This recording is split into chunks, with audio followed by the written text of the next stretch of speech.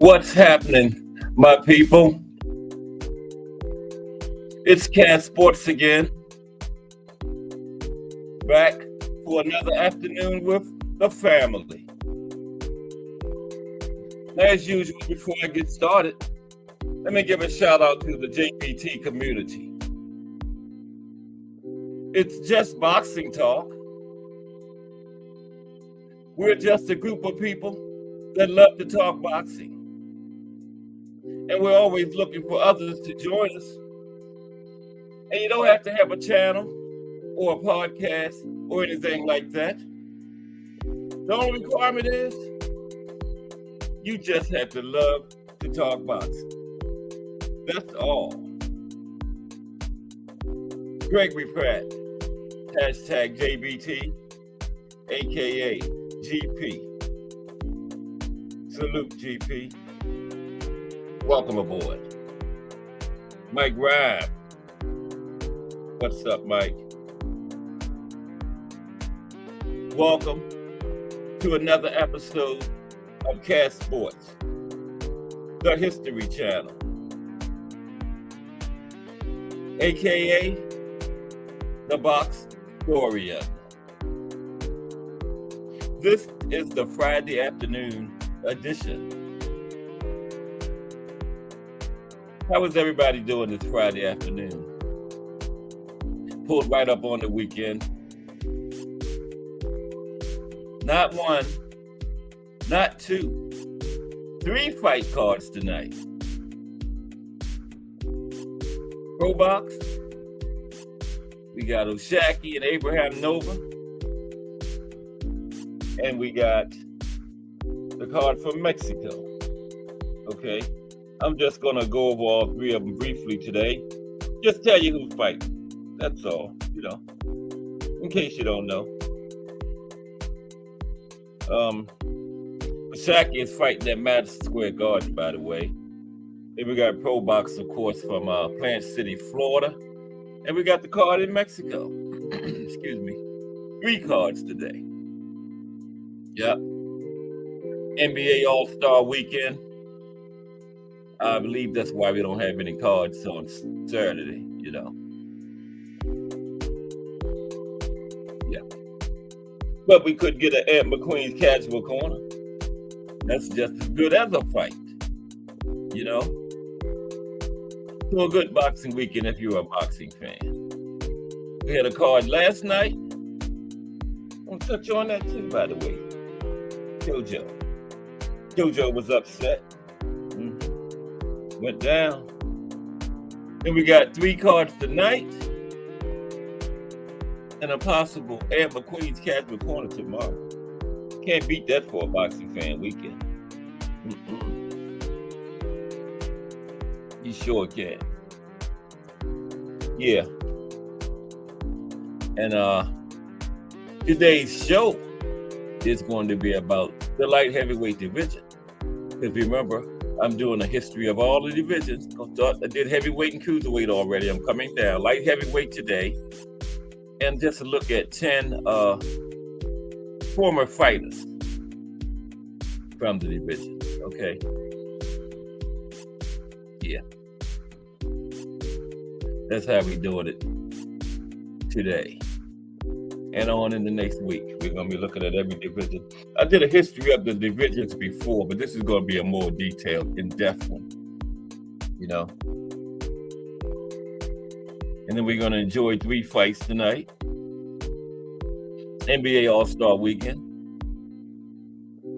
We had the Super Bowl last weekend. That was this past weekend, wasn't it? Then we NBA All-Star this weekend.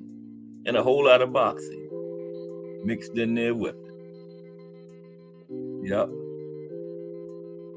I think Pro Box has something to do with Valentine's Day being switched to Friday, so it hasn't been switched to Friday permanently. They'll be back. It's every other week, so the week after next. Back to the normal day. But how is everybody doing this Friday afternoon? Right here on the weekend. Well, the weekend starts. Weekend starts on Friday. Most of us have to work that day, but it's still part of the weekend. Because when you're at work, all you're doing is thinking about when it's time to get off on Friday. Not too much work going on. At least not I don't. Bruce Gas, boxing, jazz, and more in the building. Salute, Bruce Gas. How are you today, bro? Good to see you. For another episode of Cat Sports, the History Channel, aka the Box Story. Salute to Bruce Gas, boxing, jazz, and more, everybody in the building. I'll be talking about the light heavyweight division today. And remember, like I was saying yesterday, listen up because there's going to be a quiz somewhere down the line on anything I've said in these lives, and there will be prizes to win. Okay, so that's coming up. So pay attention.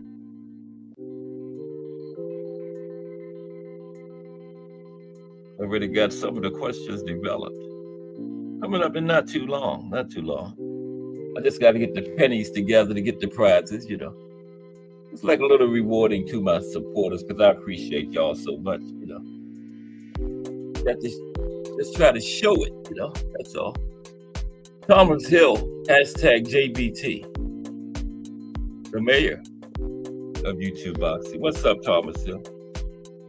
I was listening on that Casual's Corner this morning, getting the show together. I didn't comment too much, but I was listening in. That's some fire stuff. That's what I'm saying. We don't have boxing tomorrow, but we'll probably have Casual's Corner.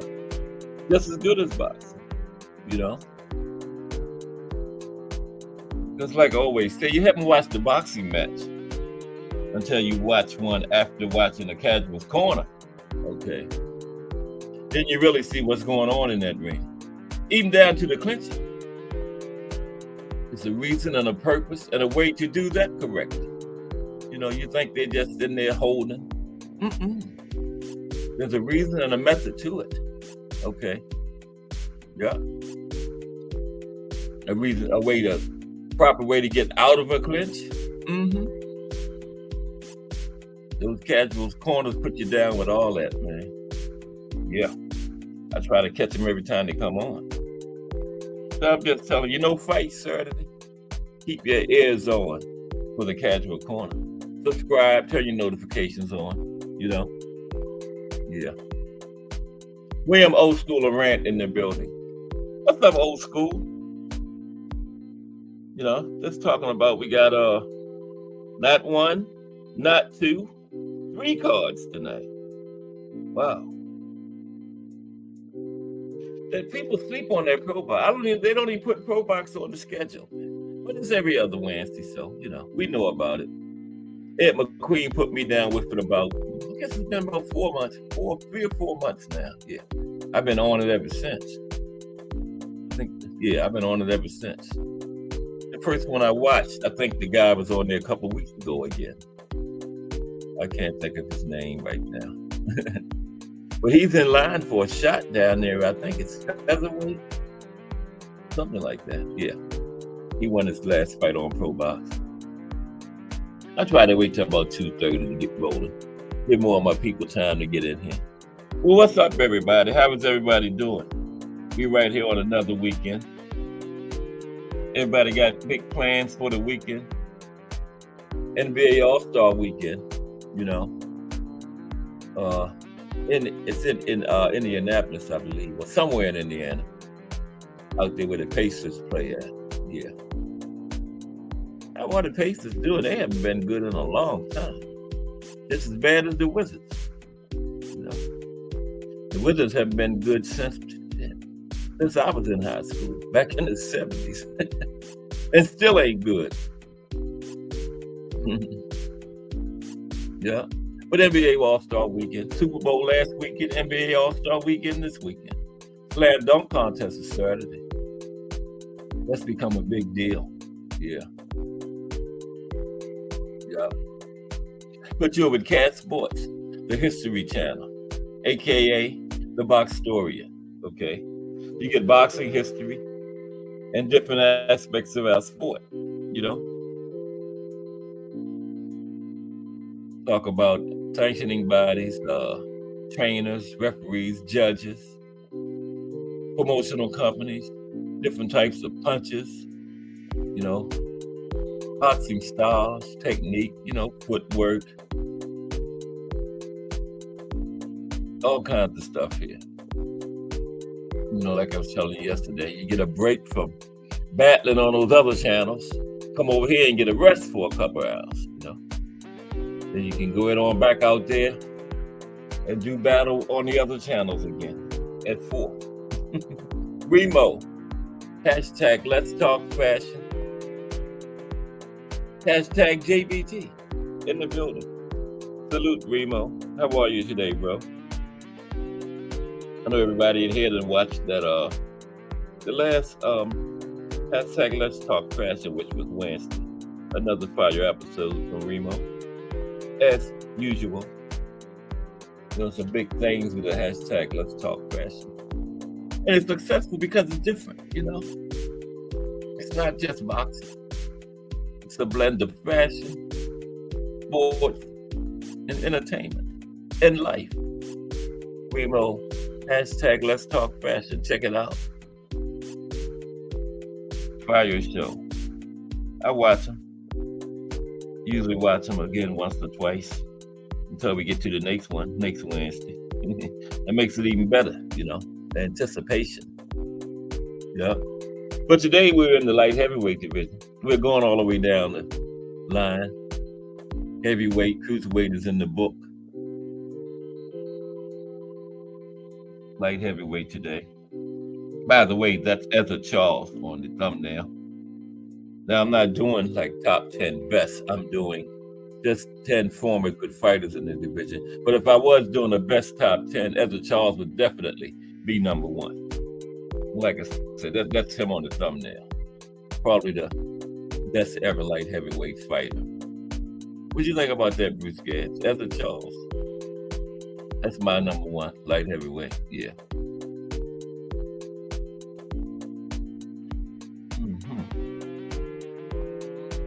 What's that? Remo. I was looking at what the mayor had put in there. He just put Remo with like 50 E's and 35 O's. Remo. Al Booger in the building. What's up, Al Booger? Yeah. And you know, because you know, the best, when you're doing a best top 10 of all time, you have to consider era. That's one of the big ones, you know. Somebody may be good and all that in this era, but another era, it might be totally different. Like Usyk, for example. Yeah, he was number 8 on my list. And I looked at 6 different lists. It wasn't just my list. And out of those 6, 3 of them didn't even have Usyk on them. I had him number 8. 3 of them, reputable lists. You know, like BoxRec, Boxing Scene, Boxing News 24, how they play. 3 of them didn't even have Usyk on the list. It's because Usyk was undisputed and probably the weakest era in the cruiserweight division since it was established in 1979. You put Usyk in the 90s with Holyfield was cruiserweight, Andrew Toney, Johnny Nelson, and them boys. I guarantee you Usyk's not undisputed. He probably had double-digit losses. He's weak to the body. Remember the referee had to save him from the stoppage, calling the body punch low? Imagine a James lights out Tony left hand digging in Usyk's liver. Probably be lights out for him. So that's why I'm not doing top 10 best, because you know, you gotta go era. A lot of people don't realize those things, but you gotta look at the era a fighter fought in. Who did he fight against? Okay, that makes a difference. Okay, so yeah, I'm just gonna do 10 good former light heavyweights. That's all. In alphabetical order. It's not a best or anything, you know. Yeah.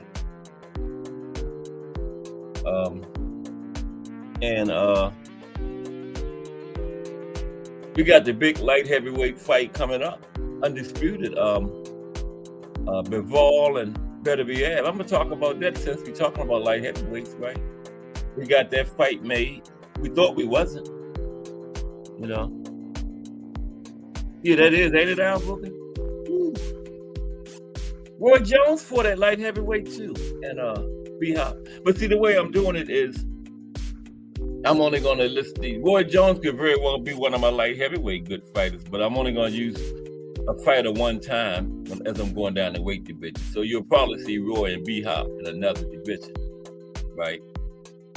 You won't. They fought at light heavyweight, but you won't hear them in light heavyweight. I'm gonna put them probably super middleweight or something like that. You know what I mean? Yeah. But Al Booker, that would be a good one. And a good dream fight at light heavyweight would be Michael Spinks and Ezzard Charles. I think Ezzard Charles would beat him, but that would be a good one. Michael Spinks and Ezzard Charles. Dream matchups. Yeah. If I was doing best top 10, Ezzard Charles would definitely be number one. No question. At light heavyweight, no question about it. Gene Tunney would be there. Gene Tunney only lost one fight out of like almost 80. Of course, he fought at heavyweight too, but yeah. Good light heavyweight. Yeah. But that's what we're doing. But everybody doing okay today. We're going to get ready to get started because it looks like all my people that usually come in here are in here. Tim Layton not in. Haven't seen Justin James in quite a while. Tim is probably working. Lonnie Lee will be here. Jay Hardcore probably resting because he stays up all night. Yeah, he rests this time of day. Yeah. But let's do it. Like I'm saying, we got 3 cards tonight. We got the one from down there in Mexico. JoJo got beat last night. What's that? 3 out of his last 4 losses? That might be just about it for JoJo. What y'all think? What you think, old school? That's just about it for JoJo, ain't it? He had 3 straight losses before I think he beat the guy that Ryan beat, you know. And then he got that win. Because when Devin beat him, that started him on a 3-fight losing streak. Then he got a win. Now he gets another loss. That's like 3 out of 4. So yeah. You think? Oh, the mayor says JoJo won. You think JoJo won? Yeah, it was a majority decision. Yeah, one judge had it for JoJo. Yeah, yeah, one judge had it for JoJo. Yeah, but 2 had it for Perez, right? And it's a majority rules. But the mayor says that JoJo won. It was a close fight, yeah. Very good fight. But JoJo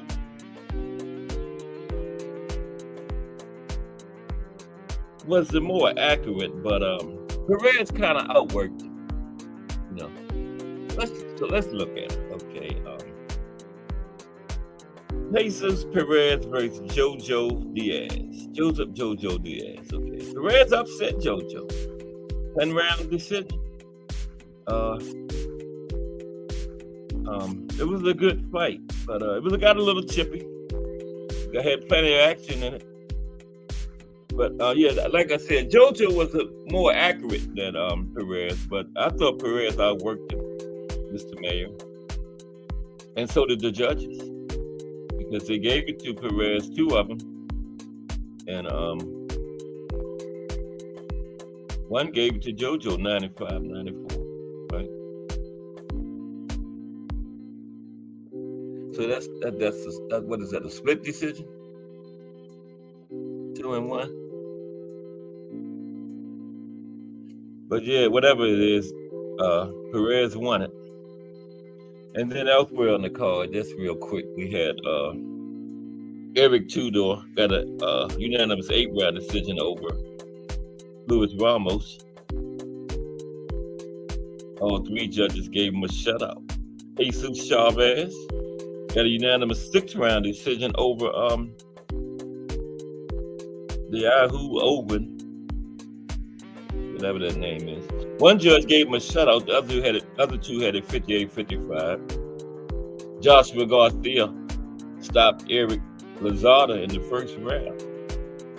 Sasha Tudor and Josias Gonzalez had a split draw. 4 rounds, 2 young fighters. And that was it. Now tonight in Madison Square Garden, it's split, right, T Hill? Split decision here. In Madison Square Garden, thank you, T Hill. Tonight in Madison Square Garden, we got headlined by O'Shaki against Abraham Nova. And our own Aunt McQueen said he was trying to go to that fight. I don't know. I wonder if he's going. The other day he told me he was thinking about it or something. Yeah. Madison Square Garden.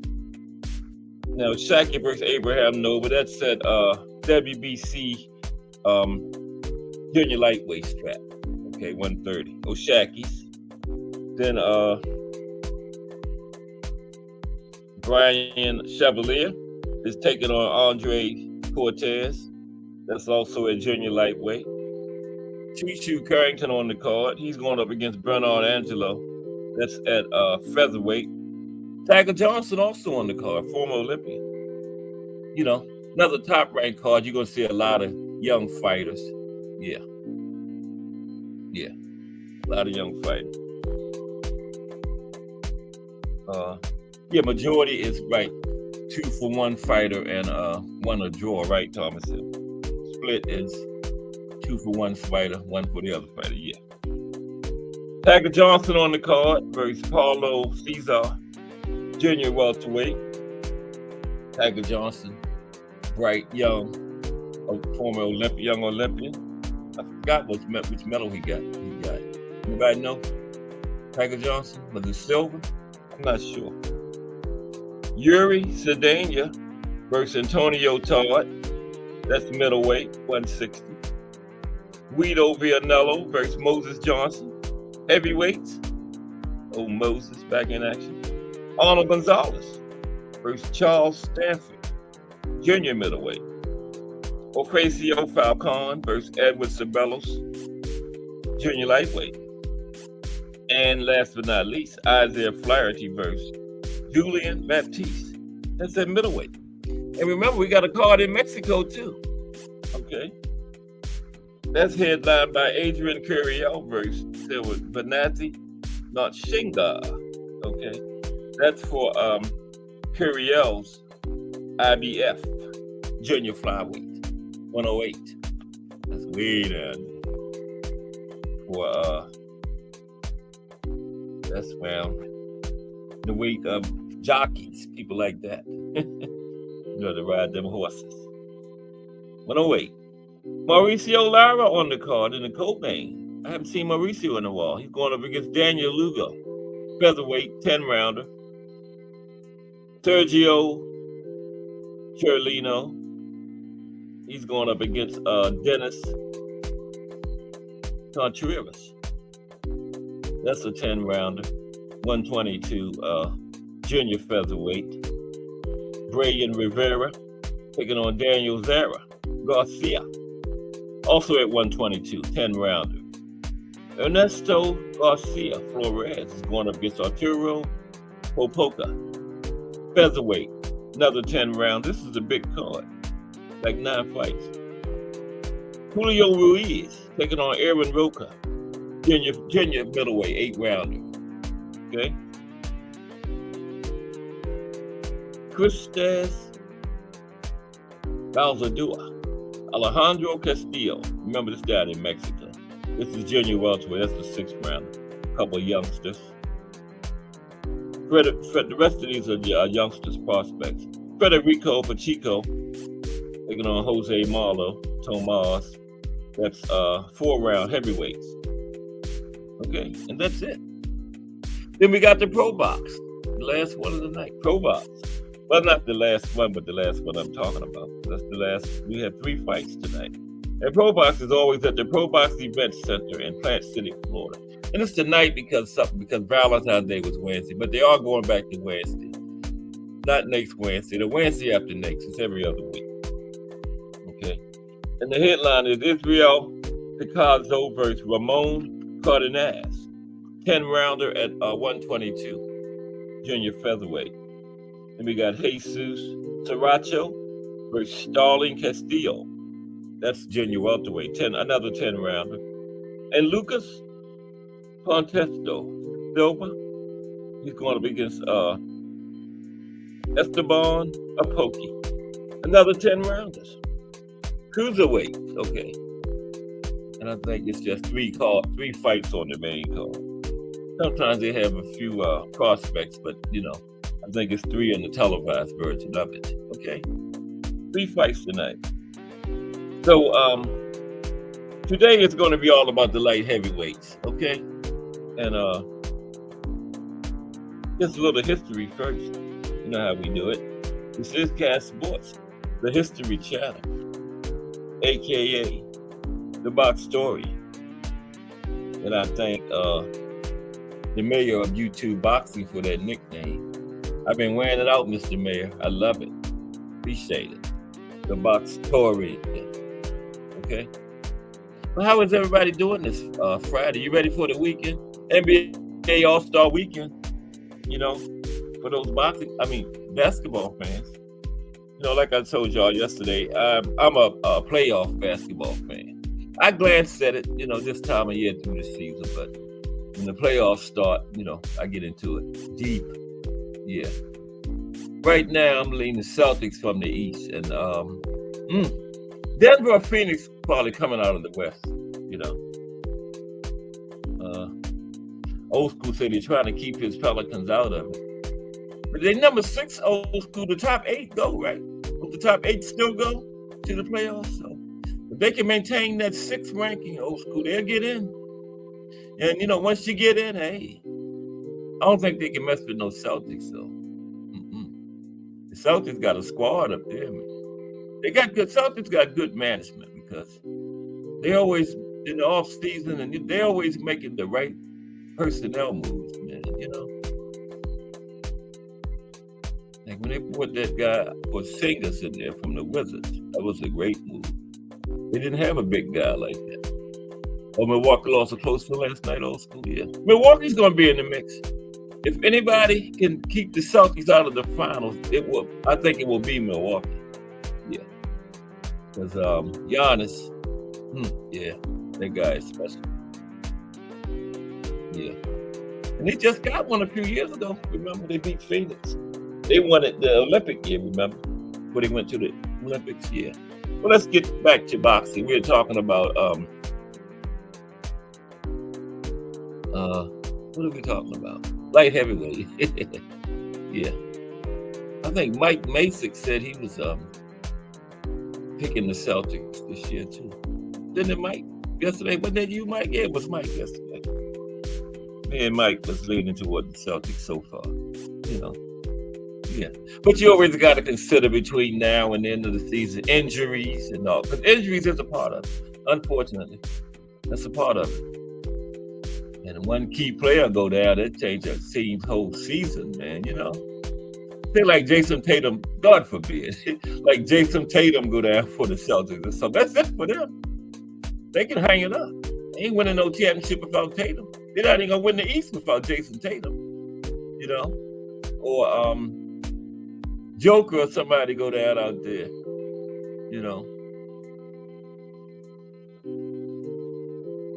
Or Giannis go down for the Bucks. They can hang it up. Giannis is a soldier, though. He got hurt in the first game of the first round last year, I believe, wasn't it? And I think they got beat, too. Didn't Miami put them out last year? Yeah.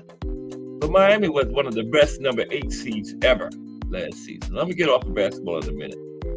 But yeah, they are on one. It's only two number 8 seeds ever made it to the finals, and Miami is one of them. The other one was the Knicks a few years back. Only 2 number 8 seeds ever made it to the final. Last year's Miami Heat was one of them. That was one of the best number 8 seeds ever. Yeah. Okay, but let's get started on the light heavyweights. But when the playoffs didn't start, I'm going to be giving daily updates on what's going on, though. Yeah. Okay. Top light heavyweights. Now, excuse me. Wet my whistle before I get started. With water.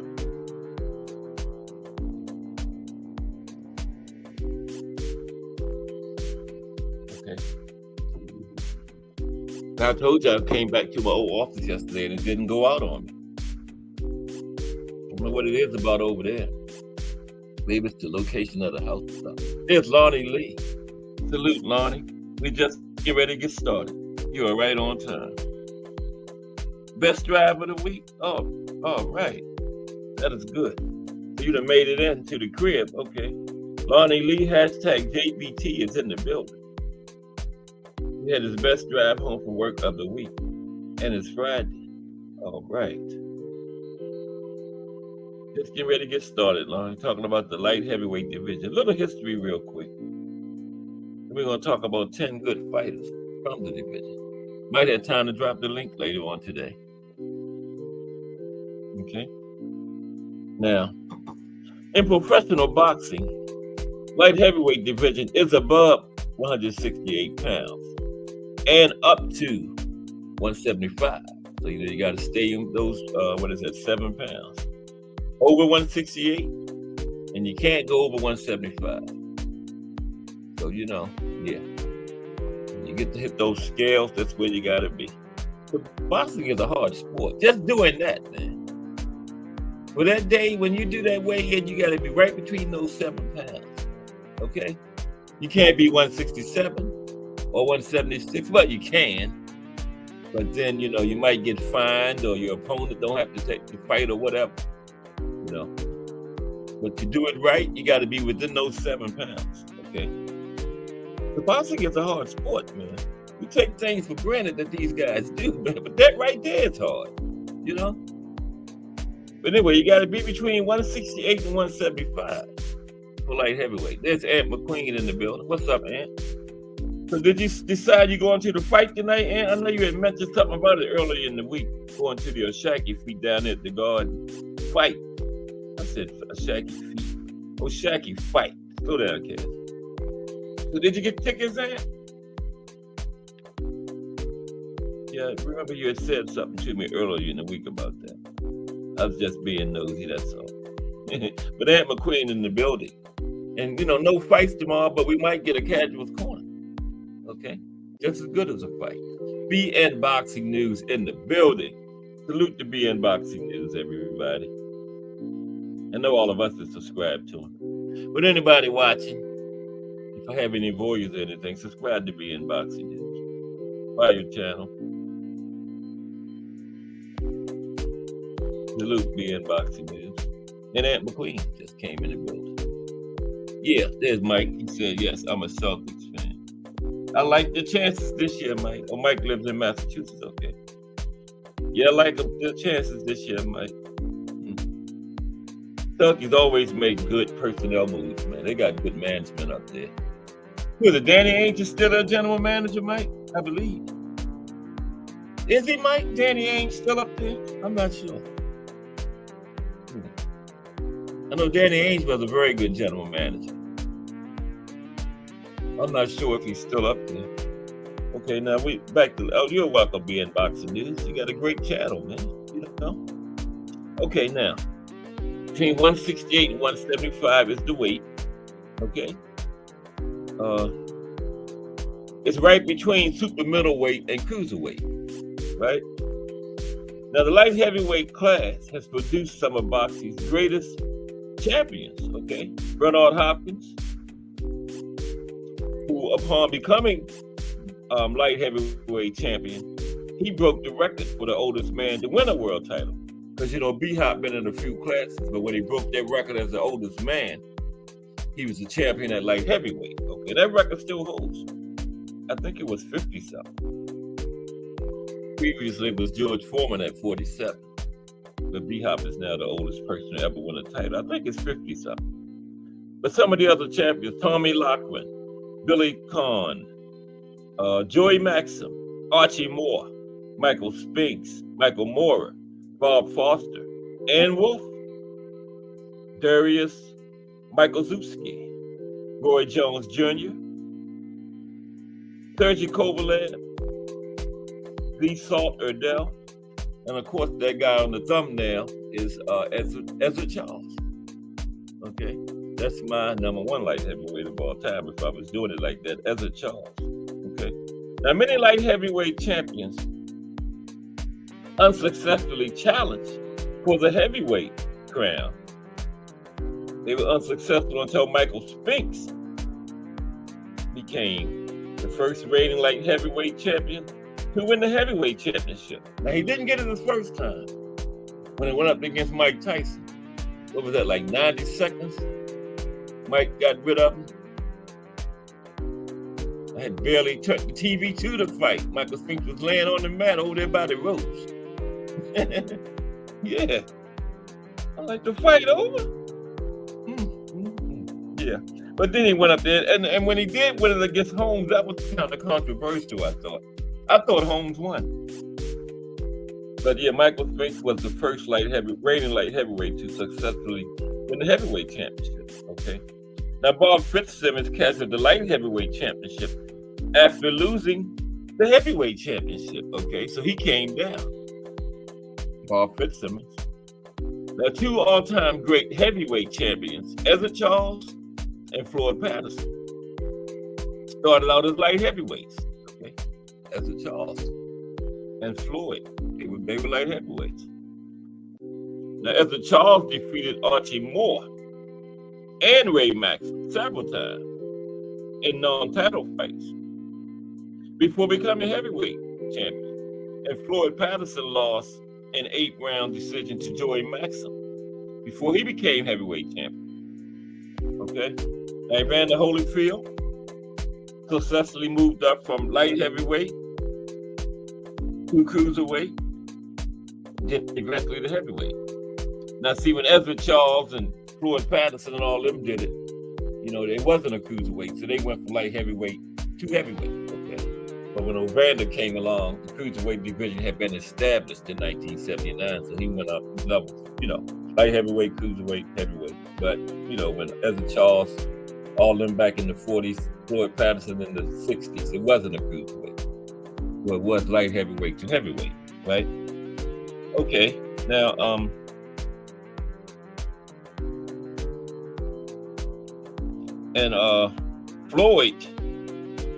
Evander. Yeah, Evander moved from light heavyweight to cruiserweight to heavyweight, and he was undisputed at light heavyweight and cruiserweight. 3-belt, okay? Wasn't no WBO at that time. So Evander was 3-belt, undisputed at light heavyweight and cruiserweight, right? WBA, WBC, IBF. Now, the WBO had came along, but, you know, they weren't recognized by the other big three. It wasn't the big four, then it was the big three. You know, WBA, WBC, IBF, and they didn't recognize the WBO yet. But once the WBC give their stamp of approval, the other ones fall in line behind them, right? Oh, Mauricio. Yeah, and the WBC. Now, the current world champions at light heavyweight are the WBA is Dmitry Bivol, and the WBC, IBF, and WBO are Artur Beterbiev.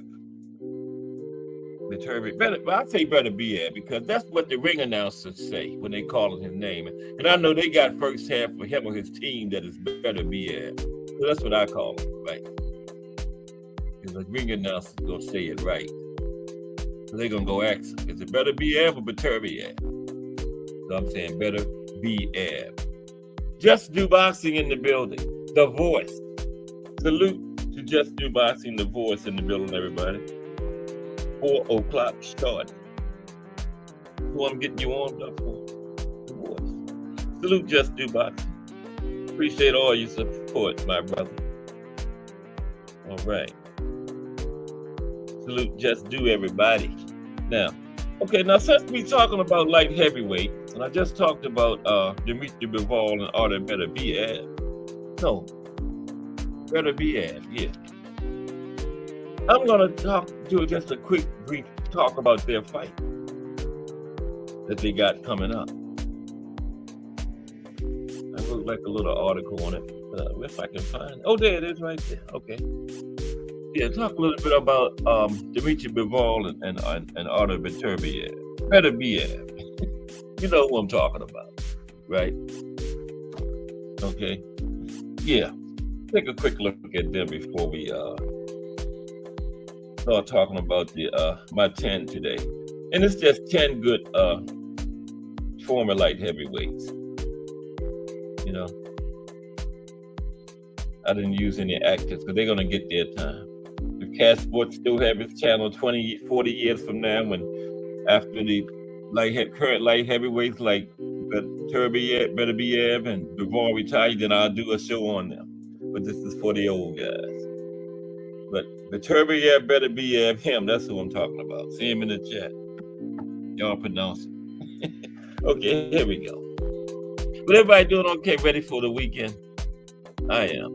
I ain't gonna do much. I'm gonna watch this NBA All-Star weekend, the slam dunk contest tomorrow, right? And the game is Sunday. Yeah, watch that. That's all, and just chill. No more football. Baseball getting ready to start. You can watch a baseball game, man. Shoot. You can watch a couple innings, go to the store, come back, watch another couple innings, go back to the store, come back, watch another couple innings, go to the store again, come back. The baseball game's still going on, man. I cannot watch the entire baseball game. It's got to be playoffs, the World Series or something, man. That takes forever. At least now they have made the rule where the pitcher has a certain amount of time and the batter to get there and play the game, because the batter got to step out every time and rub his head and dig his feet in, and the pitcher got to walk all around the mound 5 times. But they did put their clock in now to speed it up, and that was ridiculous. Well, the guy might be up there half hour at bat. Baseball is still long, but they did, that was a needed rule, where now each pitch is, I don't know how long it is, but it's a certain amount of, as soon as the pitcher threw it back out there, the clock starts and the pitcher got to deliver it to the plate, and the batter got to get his ass in there, you know. That shit was ridiculous, man. I've seen people be up there 15 minutes. Okay, but let's talk about Artur. Y'all know what I'm talking about, that baseball, man. That is a boring sport. But my Orioles won 100 games last year. Then got swept on the first round. Al Booker says, they made it a lot more watchable with the clock and other changes. No doubt, 100%, Al Booker, 100%. That clock was needed, man. That was, I don't know what took them so long to do it, man. See a guy be up there 15 minutes. Then the pitcher got to turn around, look all out the center field, then adjust his hat, pick up the rosin bag and rub that, throw that back down, take his glove off, rub the ball, put that back on. Then he might pitch. Or he might step back off the rubber again and do all that stuff all over again. So the clock was needed. I don't know what took them so long to put it in, man. You know, I still don't watch. I'm like you, Al Booker. I still don't watch till the playoffs. I might watch the Orioles game, a half of it. I'm not watching 9 innings straight. No way. Dmitry Bivol versus Artur Beterbiev. Okay. Now, Bivol and Beterbiev will meet on June 1st in Riyadh, Saudi Arabia, for the undisputed championship of the light heavyweight division. Now, the winner of this fight will be the first 4-belt undisputed champion in light heavyweight history. All right. Now, this matchup has been a fight boxing fans have been wanting for years. You know, years. They want to get them two in there. Now, Beterbiev comes into the fight as a 3-belt unified champion at light heavyweight. Okay, he has the WBC, the IBF, and the WBO. Okay, now he is Russian-born, but currently he fights out of Canada. Now he has a 20-0 record, right? And he won the IBF title in November 2017 by knockout over Enrico Colli, right? And 3 fights later, in October 2019, he added the WBC belt to his hardware collection with a stoppage of Alexander Gvosdyk. Okay. Now, I don't have no idea how to pronounce that. Wait a minute. Excuse me for a minute.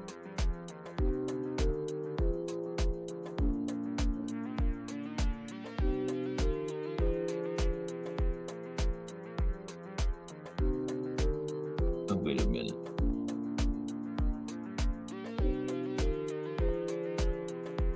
Now there it is. Y'all pronounce it. Okay? There it is. But his first name is Alexander. Alexander that. That's who he won his second belt off of, which was the I believe it was the WBC, yeah. Then after 2 successful defenses of the 2 titles, he took the WBO strap away from Joe Smith Jr. in June 2022. And that was also by stoppage. Okay?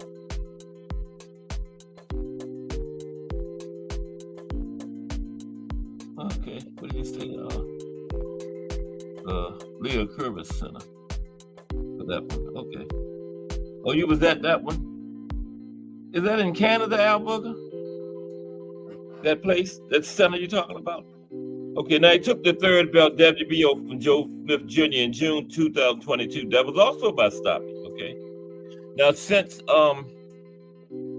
Beterbiev has become the 3-belt unified champion at light heavyweight, he has stopped Anthony Yard in January 2023, and his last fight was a 7th round TKO of Callum Smith, and that was just month before last. Last month. It's still February. That was last month, January 13th, 2024. Now, none of Beterbiev's opponents have been able to go the distance with him. Okay, so along with his perfect record of 20-0. He has a 100% knockout rate. Now, Beterbiev turned pro in 2013. Okay? Now, his opponent. Okay, that's where the Temple Owls play. In Philly, okay. Oh, that was, okay, I see. That was one of Beterbiev's fights. Okay. Now, Bivol. Let's talk about Bivol for a minute. Now, he holds the WBA strap. Okay. Now, he's also undefeated. He has 2 more fights than Beterbiev. Bivol is 22-0. Okay. So, along with this fight, undisputed being on the line, somebody's old got to go too. Okay. Somebody's old got to go. Now, Bivol is a more tactical fighter than Beterbiev, and he has won half of his fights by stoppage, utilizing superior technique, and he often outboxes. He boxes circles around his opponents a lot. Okay. Now, originally, before Bivol won the interim title at light heavyweight, he got that against Felix Valera in May 2016. Okay. And the Valera fight, when he won the interim title, that was only his 7th professional fight. I did not know that until yesterday, that he won it that early. Okay.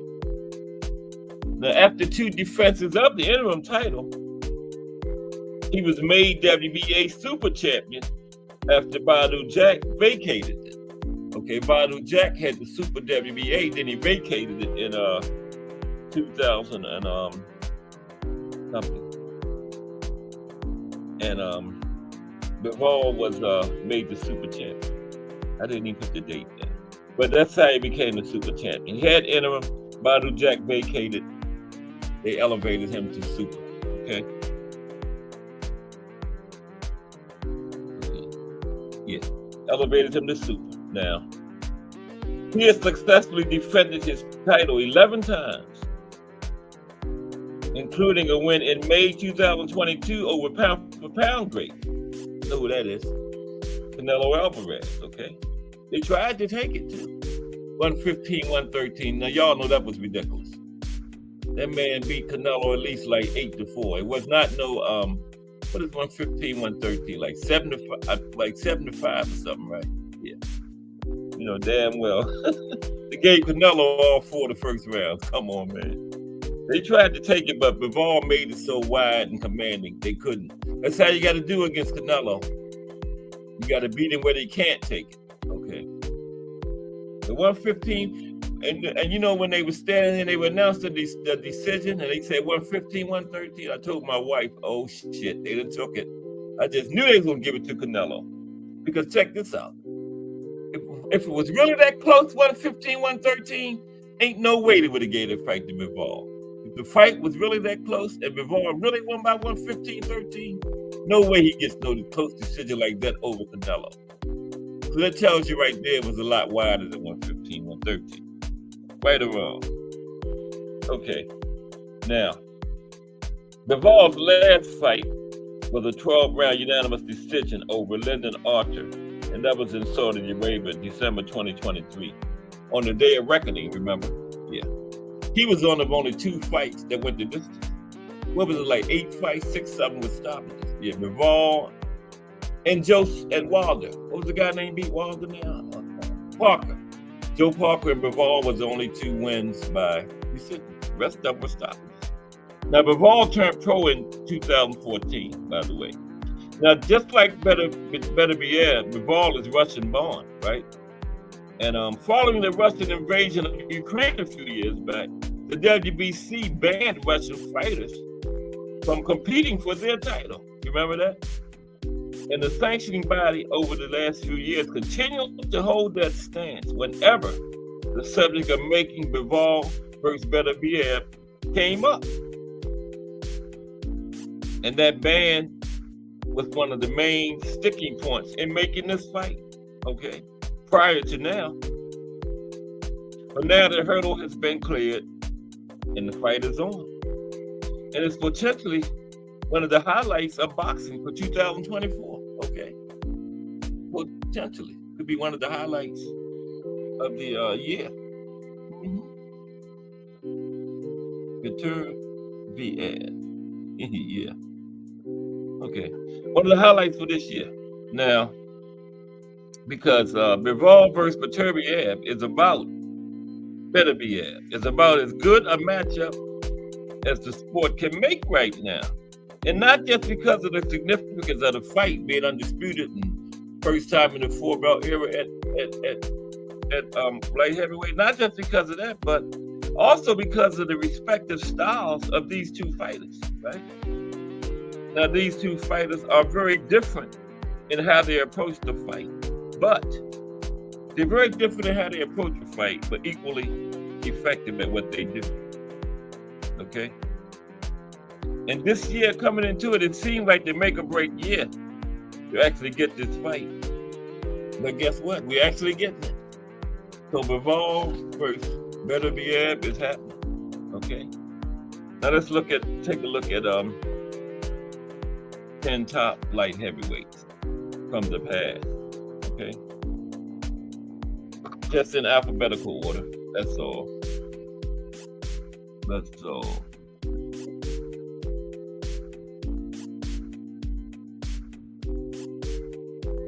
That's right, Better Be Air. But you know, when he fought, who did he fight last? Callum Smith? The ring announcer said Better Be Air, right? And I know he probably got it from them. I know he probably said it correctly. He can ask the man how you pronounce his name or somebody on his team, right? So that's what I say, Better Be Air. That's what the ring announcer said. Check it out when they fight in June. Now they're gonna be in Saudi Arabia, so I don't know what they might say over there. But anyway, oh come on, man. Bear with me for a second, please. We're gonna take a look at 10 former light heavyweight fighters. Okay. Just in alphabetical order.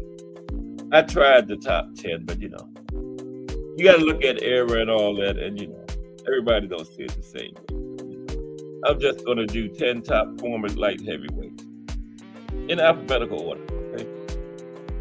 Yeah. Oh, okay. The first is Jimmy Bivens. Okay. Jimmy Bivens is number one. All right, y'all. Jimmy Bivens. Okay. Now, Jimmy Bivens, he was a key part of the 1940s light heavyweight explosion, where the best black fighters did not get their proper designation. Okay. Bivens defeated Hall of Famer Charlie Burley, one of the murderous road fighters. And that was in his first year as a pro. In his second year, he beat Hall of Famer Teddy Yaros.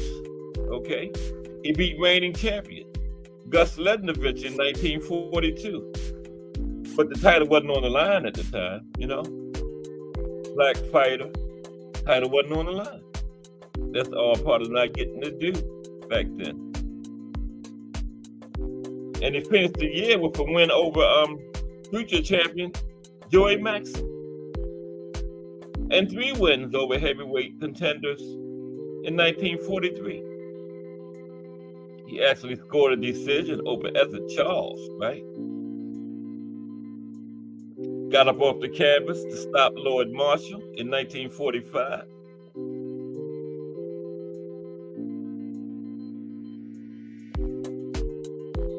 And he stopped Archie Moore in 6 rounds.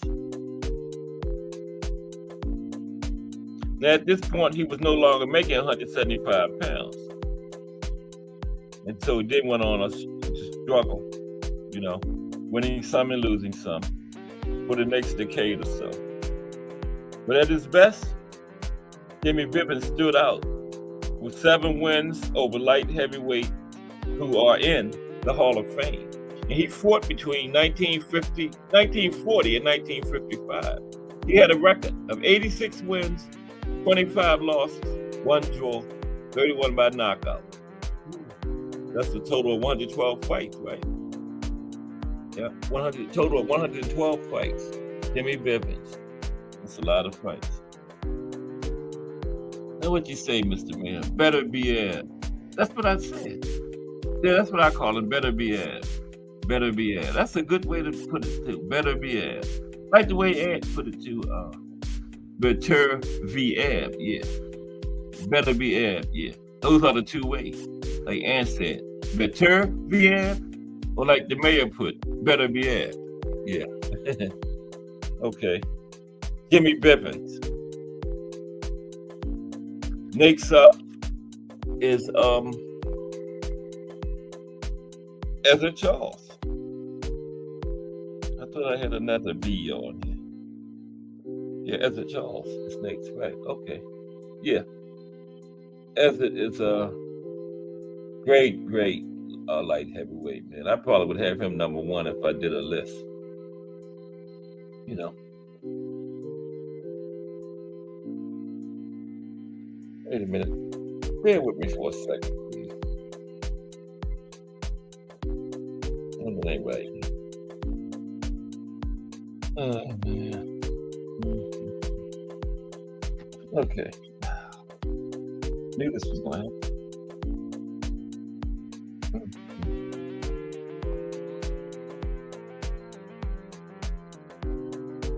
Technical difficulties. I need 2 minutes. Don't leave. It's been happening today of all days. Oh. Come on, Cass. Take your time. But how's everybody doing this Friday afternoon? It's the weekend. NBA All-Star Weekend. Slam Dunk is tomorrow.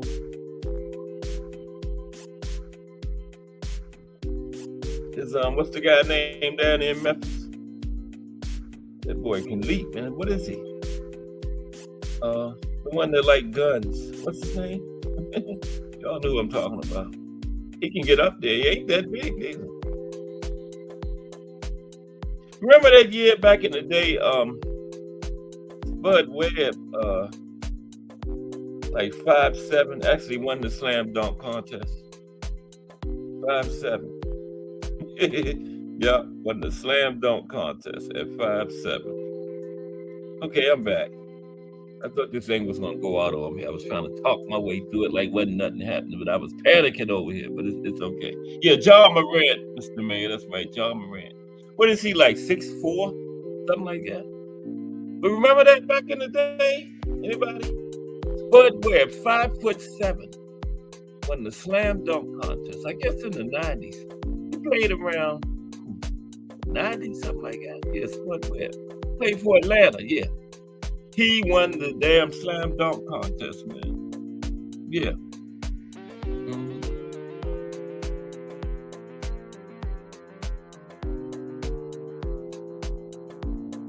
Yeah, that one in 1988. Like I talked about yesterday, Jordan and Dominique. Ooh, that's the best of all time. Did anybody Google that? That was fire. Dominique won it, I thought, but they gave the mic because they was in Chicago Stadium where he played his home games at, you know. But yeah, the old Chicago Stadium, yeah. Dominique was 360, changing hands in midair, all kinds of stuff. But like I told you, Mike went to the other end and took off from the free throw line. That's actually the picture they modeled, like the man, Mike, I think he's the NBA man on the jerseys now, right? That comes from that, you know, taking off from out there flying. He flew, man. He flew. Yeah.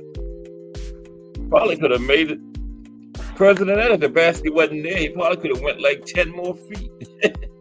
Okay, but Ezzard Charles, Ezzard Charles' pro career went from 1940 to 1959, 19 years, okay? He won 95 fights, lost 25, and had one draw. Ooh-wee. That's 121 fights, right? He had 121 fights. Ezzard Charles, okay. Now, he was born on July 7th, 1921 in Lawrenceville, Georgia, okay? He grew up in Cincinnati, Ohio, and they called him the Cincinnati company. I'll come to that, okay? Now, after a short but successful career in the amateur ranks, he turned professional as a middleweight, okay? Started out at middleweight now. He eventually won the world heavyweight title. But mainly, he did his main work at light heavyweight. You know. He did win the middleweight title, but, you know, light heavyweight was where he, you know, really known at. Yeah. Yeah, Thomas Hill. But they was in Chicago. Anywhere else, Neek would have got it. Yeah. But the show was in Chicago that year where he played at. Yeah. You know, in the crowd, you know. He got the home. Mike definitely got the home cooking. No doubt. He definitely got the home cooking that year. Yeah. No question about that. And he knew it. He knew it. But they was going at it, man. That's the best one I've seen. And I normally watch all of them. If not live, I'll go back and Google it and watch it on YouTube or something. But I haven't seen none to pass that one yet. I haven't seen one to pass that one yet. Anybody seen one, let me know so I can go watch it. That was better than that one. Because I definitely want to see it. Okay, now, Ezzard Charles,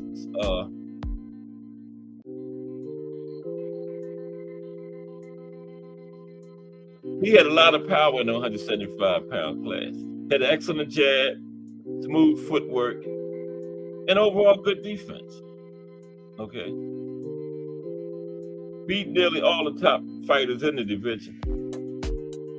Wins over Archie Moore, Jimmy Bivens, and Lloyd Marshall.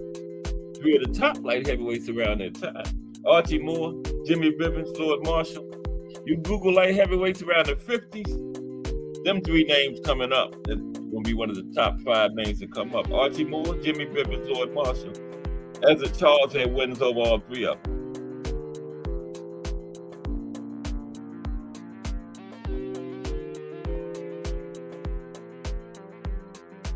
Now, Archie Moore is the best champion in the history of the weight class.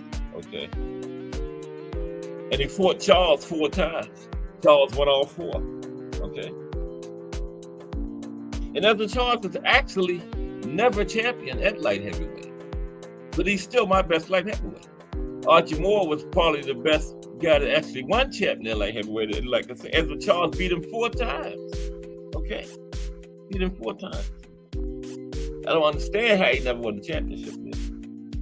Now, yeah, the Cincinnati Cobra, that's what they call him, the Cincinnati Cobra. Okay, now he had some bad days, but when he was at his best, he was one of the best boxers regardless of weight. Accurate puncher, speed, power. He even stopped Archie Moore one time too. Now the majority of his losses was revenge, or most of them really happened at heavyweight, to tell you the truth. Yeah, Ezra Charles.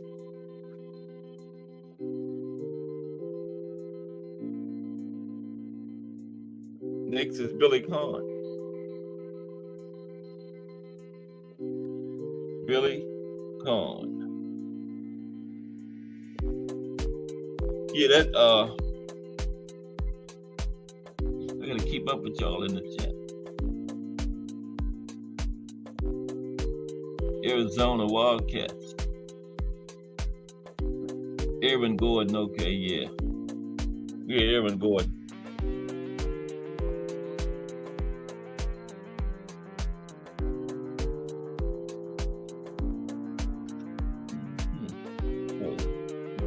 I'm coming. Bear with me. Don't leave. Look like people is sticking around today. Okay, sports must be getting interesting. Okay, Billy Conn is next. Ready? I was reading the chat. I'm gonna go ahead and do my work. Now, Billy Conn's career went from 1934 to 1948. 14 years, okay? Now, he had a record of 64 wins, finished his career with a record of 64 wins, 11 losses, and 1 draw. Okay, 15 knockouts, so not a knockout puncher at all, you know. 64 wins, only 15 knockouts. I don't even know what that knockout rate is, like 0.00 point something. Yeah, that's interesting. 64 wins, 76 fight. No, I mean 76 fights, 15 knockouts. I got to do that knockout rate.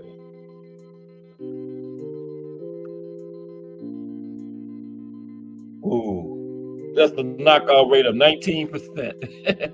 So I think it would be safe to say he wasn't a knockout puncher. But he still had 64 wins in 76 fights. Okay, so not bad. Okay, Billy Conn, born on October 8th, 1917, Pittsburgh, Pennsylvania. He initially fought as a middleweight, just like Ezra Charles, before settling in the light heavyweight division. Okay. Speed and movement were the trademarks of his game. Okay. Remember, I said he wasn't. That's perfect trademarks for somebody that's not a power puncher. Speed and movement, right? Right, Ed? Speed and movement. Not a power puncher at all, so he excelled at speed and movement. Okay. But he also had a big heart, traded with bigger men when he felt that he needed to. And he kept his respect in the squared circle, okay? Called him the Pittsburgh Kid, right? Had an exceptional jab, textbook footwork, good fundamental fighter. Could keep his opponents at bay with the jab and the straight right hand. Now, like I said, although he was not a power puncher, his fast hands and side-to-side movement baffled many opponents. Okay? Right, Thomas Hill, exactly. Yep. Now, he fought his way to the top by beating top-ranked boxers like Solly Krieger, Christy Zivic, Fred Fosterly, and young Corbett Conn. Young Corbett. He easily outpunched Melio Bettina to win the World Light Heavyweight title. Okay. And he proved it wasn't no fluke. He beat him again in the rematch. Now, during his reign, he would get victories over Gus Lesnovich, Al McCoy, Tommy Zale, Buddy Knox, and Bob Pastor. Okay? He was light heavyweight champion between 1939 and 1941. Billy Conn.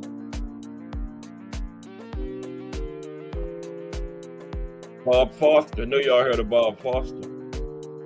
He wasn't that far back, to be honest with you. Bob Foster.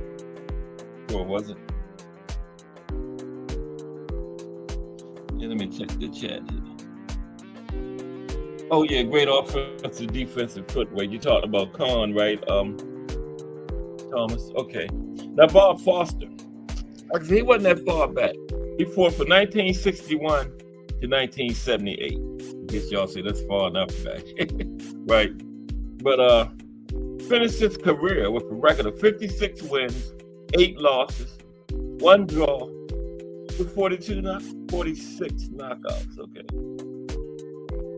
He was a 2-time WBA light heavyweight champion, 2-time WBC champion also, and he held the ring light heavyweight championship at one time.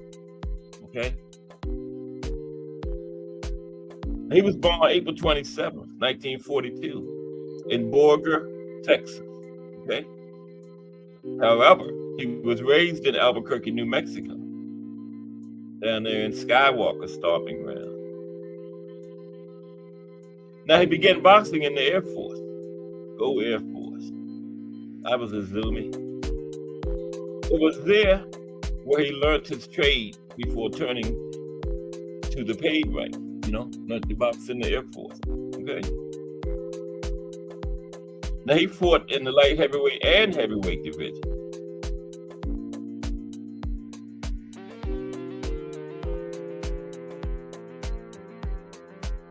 Now, in order to get his shot at light heavyweight, he beat Henry Hank, Eddie Cotton, and Sonny Moore. Right? The champion at that time was Dick Tiger. Got Tiger out of there in 4 rounds to win his first championship. Now, they called him the Deputy Sheriff. That was his nickname. The Deputy Sheriff. Oh, no, I was just keeping along with the chat, too, Thomas. Y'all was talking some interesting stuff in there, Called himself the Deputy Sheriff. He had an excellent jab, destructive power in both hands. And he could fight on the inside or outside, right? Had good timing, good defense, good at flipping shots, very good counterpuncher, okay? A very, very good counterpuncher. Even though he could stick and move, it was more entertaining when he got on the inside and unloaded his arsenal on people. He defended his title 14 times against everybody. Between 1968 and 1978, he took apart Roger Ralph, Mark Tessman, Ray Anderson, Vicente Rondon, Mike Query, and Chris Finnegan. And he is a member of the International Boxing Hall of Fame. Bob Foster. Okay. Next light heavyweight is Roy Jones Jr. Now this Roy Jones, he's not going to be on any other list because I put him on this one, okay? Because Roy fought, in other weight classes, but I'm going to put everybody on just one list. And I put Roy at light heavyweight, okay? Why? I don't know. Roy fought between 1989 and 2018. And then, he fought in 2023, that fight against Tyson, but that don't really count as, he but yeah, he did fight in 2020. Was that an exhibition or what? His record was 66 wins, 10 losses, 47 knockouts. But his career was really 1989 to 2018. Okay. And that's a long career. Almost 30 years. Had the WBA light heavyweight title 2 times. WBC light heavyweight title. IBF light heavyweight champion. And the ring heavyweight champion. Okay.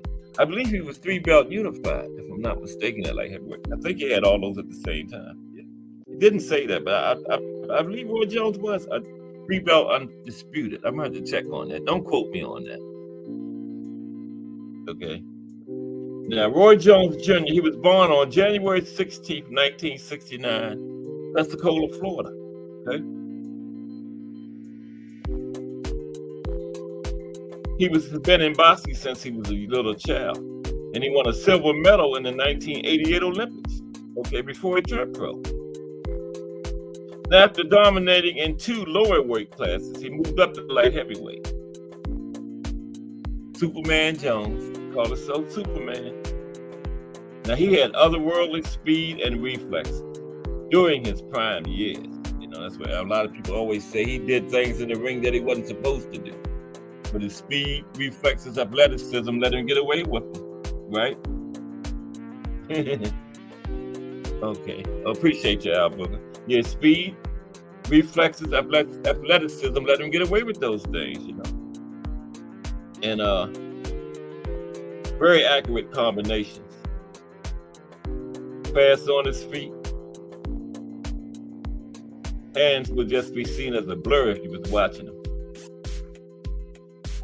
He boxed Mike McCallum for the light heavyweight title. And he beat Mike McCallum on points. Now, he lost the fight in his first defense. He got disqualified for hitting Montel Griffin while Griffin was on his knee. Remember that? I remember that fight, yeah. Now, they had a rematch. Then guess what?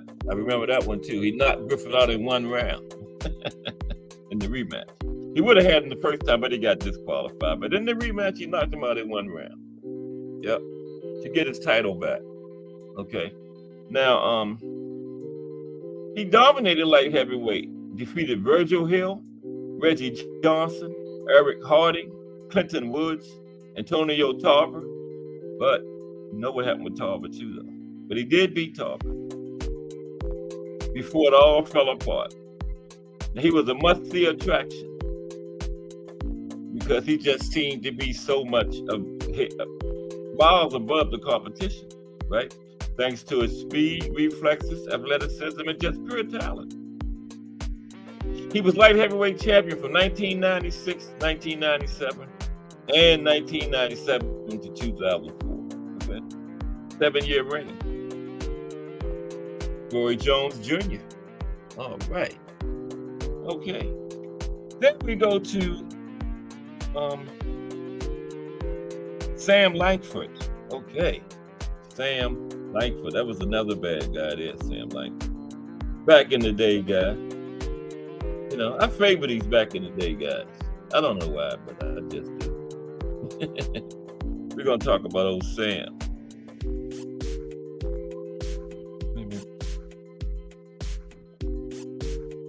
Yeah, Sam Langford is next. I thought it might have been Gene Tunney, but it was Sam. Okay. There's Sam. Yeah, I see a fight. I was trying to Google a fight between Sam Langford and Joe Gans, but I couldn't get it to come up, man. I got a lot of old fights to come up, but I could not get Sam Langford and Joe Gans. I wanted to see that. Yeah. Couldn't get it. I tried and tried and tried. I mean, I ain't gave up, though. That'd be something to see, won't it? Sam Langford and Joe Gans. That Sam Langford fought from 1902 to 1925. He was the boogeyman old school. Imagine him and Joe Gans. Yeah. Now, he didn't win no championship at light heavyweight, because, you know, he didn't do a lot of work at light heavyweight. But yeah, still on my list. That would be something. Would it be in boxing news? Now, he fought like 1902, 1925, right? Now, he was born on November 4th, 1886 in Weymouth Falls, Nova Scotia, Canada, okay? Now, he eventually got a job in Boston as a janitor in a boxing club, right? And the rest, as they say, is history. That's how he got into boxing. He got a job at a boxing club as a janitor. And the rest is history. Wasn't natural, you know. Once they seen him put on them gloves and start performing, it was, oh no, you ain't the janitor no more. You know, we gotta get another janitor. You know.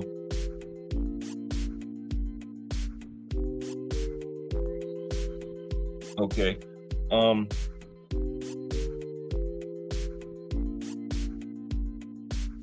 Now, boxers without much video are usually just pioneers, and not in Sam Langford's case. The power was real, and so was the overall skill he had, man. Call him the Boston Terror. Okay? He never had a title. And he's known as the best boxer to never hold a world title. Ain't that something? You would never think that. Sam Langford never had a title. But you know, the era he fought in and his race, you know, that worked against him, you know. You know, he started in 1902, and, you know, African Americans just wasn't getting the best of opportunities back then. But he's known as the best fighter to never hold a title. Sam Langford, the Boston Terror. Okay. Okay. And he was, without a doubt, one of the hardest punchers in boxing history. He had wins over Fireman Jim Flynn, Tiger Flowers, George Godfrey, Sam McVeigh. Sam McVeigh was bad too. And Joe Jeanette. So was Joe Jeanette. Okay, Sam McVeigh and Joe Jeanette were two of the big names back in, you know, 1902s, the 19-teens back then. Yeah, Sam McVeigh and Joe Jeanette is two of the bigger names that have come up if you look at that era. Now, also, he never secured title shots at middleweight, light heavyweight, or heavyweight. He excelled in all three weight classes, you know, but never got his opportunity. Now, if he was nowadays, he probably would be undisputed in either one of those classes, you know. Him with his skills fighting in this era, Langford was a slickster with a slippery defense, but he also could starch an opponent with one punch, had one punch power. Either hand. One punch power in either hand. Okay.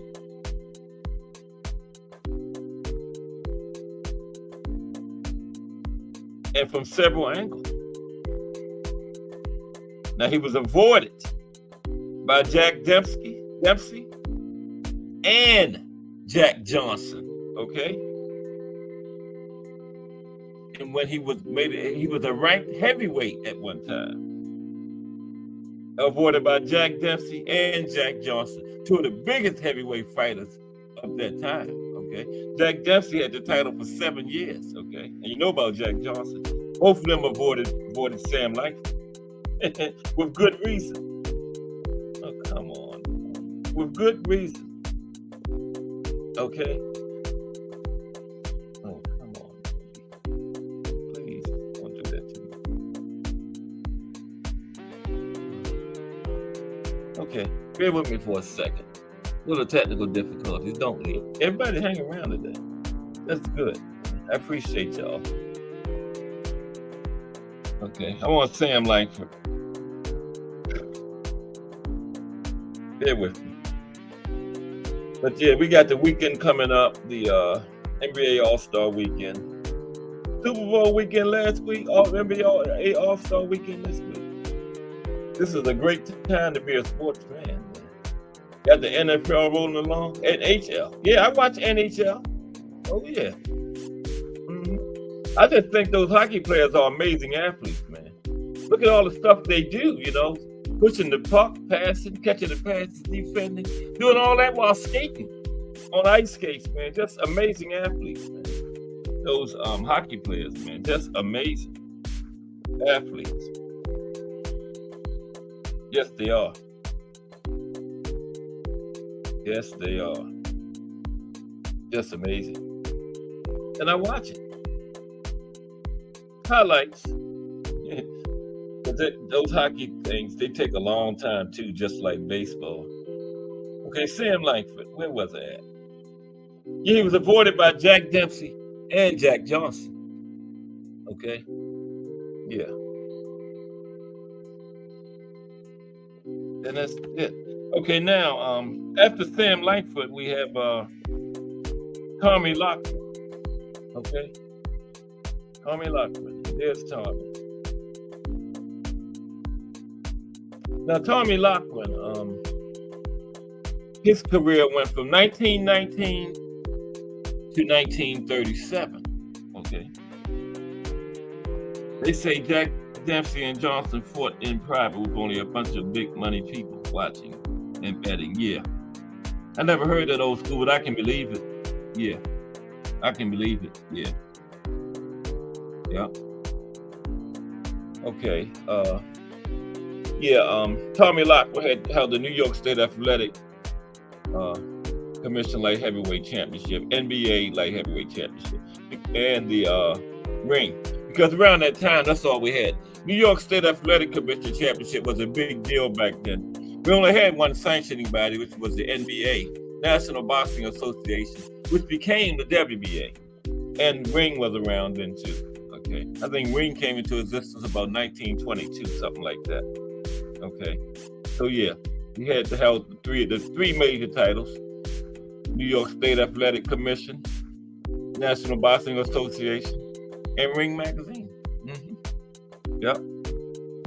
Now, Jimmy Lockwood was born November 29th, 1902, in Philly, Pennsylvania. This time is crazy. It's 3:30, but it's all good. I'm almost through it. I got 3 more. I'll do it. Born in Philly, 1902. Now, he didn't have a lot of power, okay? But he was naturally talented. And he learned well, okay? They called him the Phantom of Philly. Very good fundamental fighter. Very good fundamental fighter. You know, used textbook techniques when it came to footwork, feints, a lot of feints, exceptional counterpuncher. And he never ducked nobody. He was like a Oscar or a Barrios or Pedraza. Try your resume. Lockwood. Didn't duck nobody, wanted all the smoke, okay? And he came up the hard way through the ranks. Okay. Now he was willing, like I said, he's willing to fight anybody. Then on the way up, he toppled former contenders and champions such as Mike McTeague, Harry Grieve. Yeah, Harry was bad. Harry Grieve, Johnny Wilson, and Jeff Smith. Eventually, he won the championship against Mike McTeague. Okay. And he became undisputed when he beat Jimmy Slattery. Then he went on to beat the likes of Grieve again, Mickey Walker, and future heavyweight champion, James J. Braddock. Yep. He was the light heavyweight champion. Get this, okay, for 1927 to 29, I thought that was 12 years. 2 years. And the Phantom of Philly, he had beautiful footwork and stamina. Circled his foes for 15 rounds. He was a mover, and he could do it for 15 rounds, okay? Top notch, like I said, top notch counterpuncher. Good jab, you know, had the fundamentals down well. Used the jab to keep opponents at bay. Good defensive fighter. Make you miss. And, you know, like all good counterpunchers, you miss, you're going to pay for it, right? Okay? That's Tommy Lockwood. Archie Moore. Okay? Archie Moore.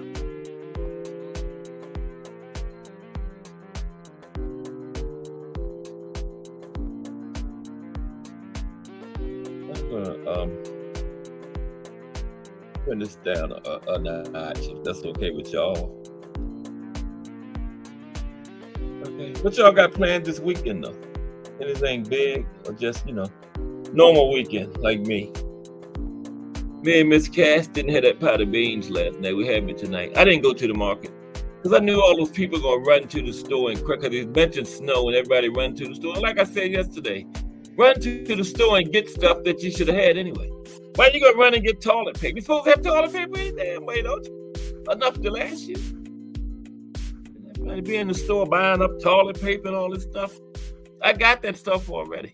I was just going to the market anyway, not because of the snow, but I didn't go. Because I know everybody and their uncle was in there, but I'm going to go today. You know, I hate crowds of people, man. Let's get on my nerves. Okay, Archie Moore. He went from, now get this, 1936 to 1963. What's that? 27 years. Okay, now there's Naheem Lashawn Cock, Boxer Pro Day 2025. You're not my grandson Devin, are you? Because my grandson got a name with like 200 characters in it. Naheem. Oh, you was in there yesterday, that right? Yeah, you was in there yesterday, Naheem. Remember? Yeah. Salute. Yeah, this is part of the JBT network. And make sure you check out the guy that comes after me, Just Do Boxing, at 4 o'clock. Another fire channel. He networks with us in the JBT. Okay.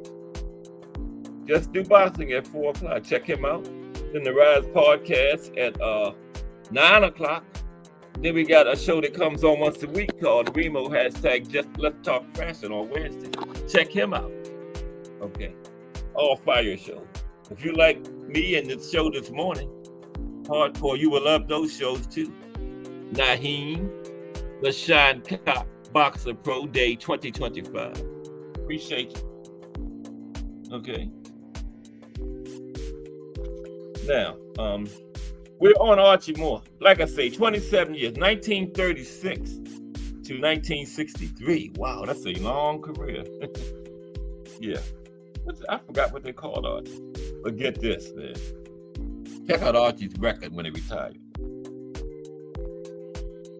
186 wins, 23 losses, 10 draws, 132 knockouts, with a total of 219 fights.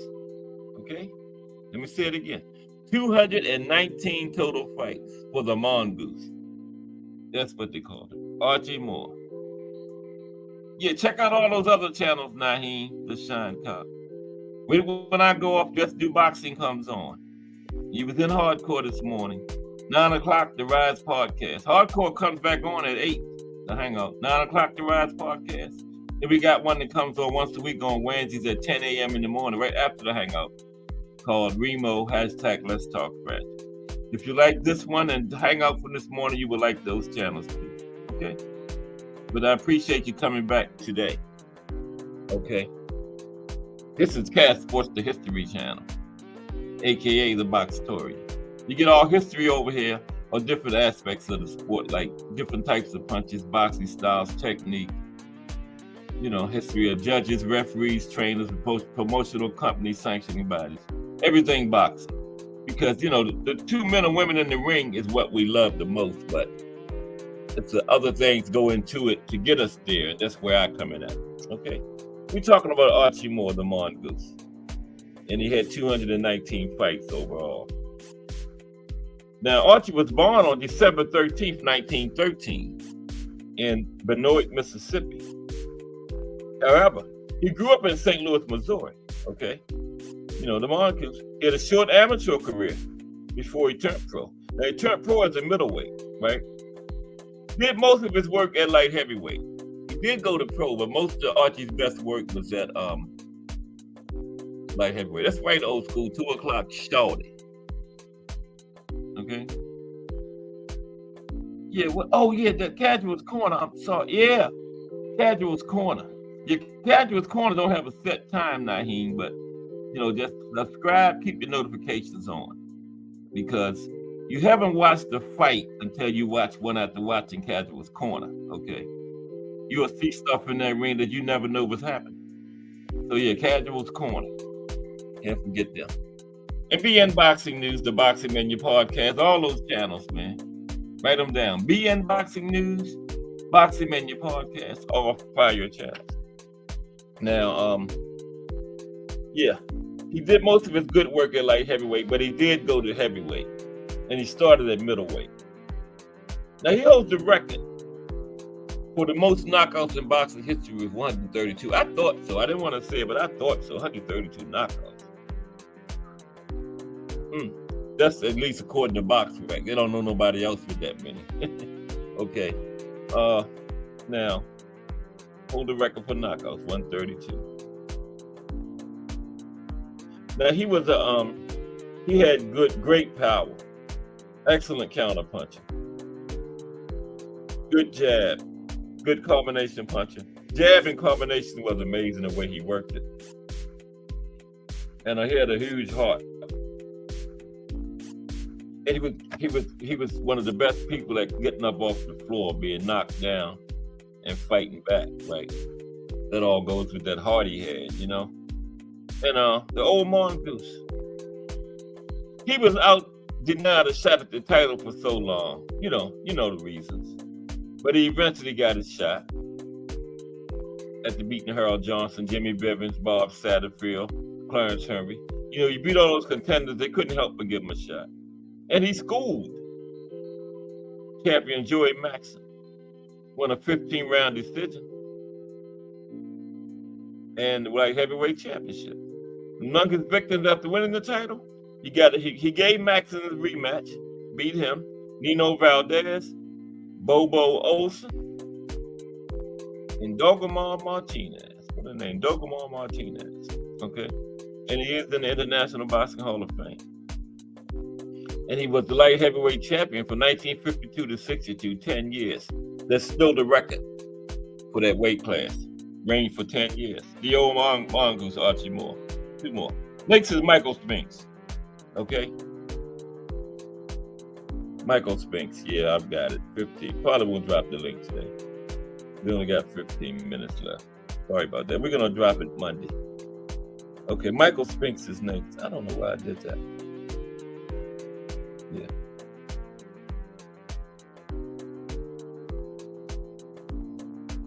Michael Spinks.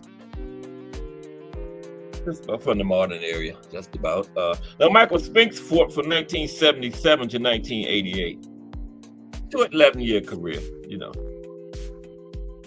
He had a record of 31 wins, 1 loss, 21 knockouts. Only man to beat him was Mike Tyson, okay? His first fight at heavyweight. He was the first light heavyweight, first light heavyweight to win the heavyweight title while still being light heavyweight champion. Many of them had tried and failed. He was the first one to succeed. He had the WBA light heavyweight title, WBC light heavyweight title, IBC light heavyweight title, and the ring. He was undisputed, but he was 2-belt undisputed, you know, WBA, WBC. They don't recognize the IBC. That's the International Boxing something. Probably commission or something like that. I don't know. But anyway, Michael Spinks was born on July 13, 1956 in St. Louis, Missouri, home of our own Showtime. The guy passed, okay? Now, Michael, along with his brother Leon, won gold medals in 1976 Olympics, one of our better Olympic teams. We had 3 straight good Olympic teams, 76, 80, and 84, 3 of the best ever. But of course, 80 didn't go because of politics. But those 3 years, man, the Olympic boxing teams were off the chain. Okay. Now, he called himself the Jinx, the Spinks Jinx. Okay. He turned pro after he won the gold medal. Made an immediate impact at light heavyweight. Okay. Had good power in his right hand, and his jab and side-to-side movement, jumping style, very awkward. It was hard to figure out. Okay. Now he beat the likes of Yaki Lopez, Marvin Johnson. That's when he got the title shot against Eddie Mustafa Muhammad. Okay. And he was a class above the rest of the division, man. You know, there was nobody else really to challenge him at light heavyweight. That's why he went up there and got knocked out by Mike Tyson in 90 seconds, right? And between 81 and 85, he made 10 successful defenses of his title, okay? Then he went to heavyweight. He never lost at the light heavyweight, by the way, okay? Beat a long list of solid boxers, including Dwight Muhammad Qawi, Eddie Davis, Mustafa Muhammad. Never ducked the challenger. Okay? And last, that was Michael Spinks. And the last one on my list is Gene Tunney. Okay? Gene Tunney was bad. We'll tell you here his record. Appreciate everybody for sticking with me through these 2 hours, man. I really appreciate y'all. Okay. Solid supporters here. Solid. Yeah. That's one thing about the JBT. We had the best group of people. That's what makes these channels so good, is just the supporters, man. You know? Yes. I think I came off for my first show and had like 7, 8 people just stay the whole time. I didn't know nothing about it. Well, y'all knew me from other chats, but they had never heard me do one before. But Gene Tunney went from 1915 to 1928, way back in the day. He had finished his career with a record of 65 wins, 1 loss, 1 draw, 48 knockouts, okay? 67 fights, he only lost 1 time. Gene Tunney. Also fought at heavyweight, too. Okay, Gene Tunney. He was born May 25th, 1897 in New York City, a New Yorker. Began boxing as an amateur while serving in the Marines. He started boxing in the military, in the Marines, okay? He became a master boxer. He could dance around the ring. He would slip and slide and then pop you with jabs to dominate and win easy decisions, okay? But the kicker was, he could stand and trade on the inside as well. Called him the Fighting Marine. Possessed remarkable footwork, feints, timing, ahead of his time. Excellent fundamental fighter once again. Excellent fundamental fighter. Okay. He had a textbook jab and straight right hand. You know, one of those type of, like a Shakur or a Devin. Points fighter, you know. Points fighter. But he had power too. He could fight inside. But his other outside skills and boxing skills were so good, he settled to win a lot of decisions, you know. May 25th is your birthday, Naheem. Would you share with Gene Tunney? Congratulations, you and Gene Tunney. Okay. Now, like I said, he had solid punching power. Excellent body punching. But his boxing skills were so good, he was satisfied winning by decision for most of his fights. On his way to the title, he beat top contenders like Soldier Jones, Jack Burke, Eddie O'Hare. And then he got his shot. He beat Battling Levinsky. There was a lot of guys called battling back then. Well, I knew at least 4 of them, you know. And his only defeat was to Harry Greve. Okay, another bad boy. Okay, but he revenged it. He beat Greve in the rematch. Okay, both of them were title fights. Greve took the title. He took it right back. Then he beat him a total of 3 times. They had 4 fights altogether. Greve won 3 of them. Okay. He beat Georges Carpenter, Tommy Gibson, Ray Thompson, among other former champions. Gene Tunney. There you have it. The light heavyweight division. Tomorrow, well, Monday will be super middleweight. Okay. I appreciate everybody, you know, for supporting. We're right up on 4 o'clock just about. Another Cash Sports getting ready to go in the books. 3 fights tonight, right? Like I said, not 1, not 2, 3 fights tonight. We got Pro Box. We got Oshaki versus Abraham Nova. That'd probably be the best card of the night. Then we got a big card down in Mexico, headlined by Adrian Curiel He's putting his junior flyweight title on the line. Okay. Shushu Carrington on the Oshaki card. Tiger Johnson on the Oshaki card. 2 former Olympians. Like I was saying in Jay's chat this morning, the Bob Father signed damn near the whole last Olympic team. I think it was, 2022 because of the pandemic. They didn't have it until 2022, right? But it's actually the 2020 team. Most of them fight for top rank, you know. But yeah, 3 cards tonight. Pro Box. Don't sleep on the Pro Box, okay? We didn't get it Wednesday because of Valentine's Day, but it will be back on Wednesday. Not this Wednesday, but the following one, on the 28th. This is leap year, by the way. You know how every 4 years February gets 29 days? This is that year. Because you know leap year is every presidential election year. I know a guy that was born in 1960, so he'll be like, 17 this year. He's actually in his 60s, but technically he's 17 because he only had 17 birthdays. But he celebrates it on February 28th. You know, most people that was born on leap year, February 29th, they celebrate it on the 28th. But this is a leap year. We got 29 days this year, isn't that something? And I still say this space shuttle to speed of the earth up. Miss Cass think I'm crazy just like y'all. Because it ain't been no 2 hours since I've been in here, but it's 4 o'clock. It seemed like about 30 minutes, man. Going up in and out that atmosphere, the space shuttle, the speed of the earth up. Instead of a second being 1001, 1002, 1003, it's now 1001, 1002, 1003. Miss Cass think I'm crazy. Aunt McQueen think I'm crazy. All of y'all think I'm crazy. But I know what I'm talking about. And the government is not going to tell us that. They can't fix it, and they're not going to tell. They don't tell us everything. They don't tell us nothing. Okay? But I enjoyed it again. I'll be back Monday. And I'm going to enjoy the fights tonight. Talk about the fights a little bit Monday.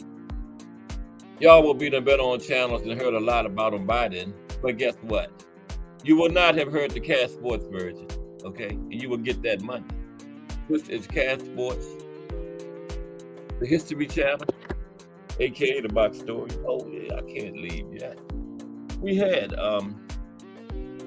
Naheem, the Shine Cop Boxer Pro Day 2025. Appreciate you, my brother. You was in the building. Just Do Boxing was in here, always in here. Salute to Just Do Boxing. Appreciate all his support. BN Boxing News, always in here. Aunt McQueen, attentive Aunt McQueen, always in here. Lonnie Lee hashtag JBT, always in here. Al Booger, always in here. We on hashtag JBT, always in the building. Old School is usually in the building. We had to work some days. But I know if it could, Old School would always be in here too. Thomas Hill, hashtag JBT, the mayor of YouTube, always in here supporting me. Bruce Gas, Boxing, Jazz, and more, always in here supporting me. Mike Rhyme, always in here supporting me.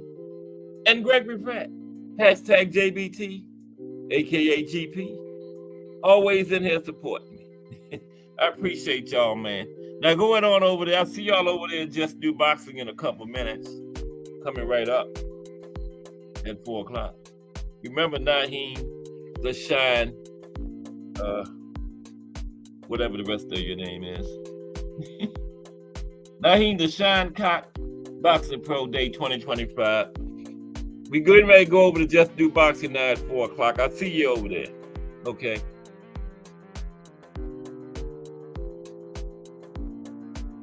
All right, everybody. Everybody have a good weekend and enjoy the fights tonight. Cass Sports, y'all, a.k.a. the History Channel. Cass Sports, the History Channel, a.k.a. the Boxstonian. Have a great weekend. Enjoy the fights.